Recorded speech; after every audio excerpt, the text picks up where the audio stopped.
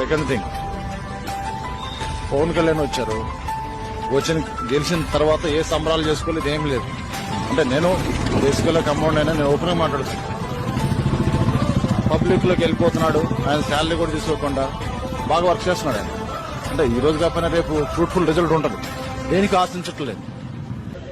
అలాగే పవన్ కళ్యాణ్ గారు deputy CM గా తీసుకున్నారు ఆయన. అంటే చాలా మంది ఎక్స్పీరియన్స్ లేదు ఆయనకి, అనవసరంగా ఇచ్చారని అనుకుంటున్నాను. ఎవరు పుట్టుకతో నేర్చుకోలేదు, ఎవరు పుట్టుకతో నేర్చుకోలేదు. ఆయన ఒక్కోటి ఉంటాయి. రాజకీయాల అనుభవం లేకపోయినా ఇప్పుడున్న పరిస్థితుల్లో ప్రతి ఒక్కటి నేర్చుకుంటూ వస్తున్నాడు.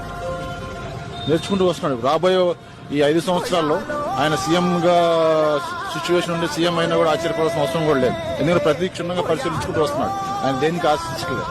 ఆయన తీసుకున్న శాఖ కూడా పర్యావరణం సంబంధించి పబ్లిక్ బాగా దగ్గర అవుతున్నాడు.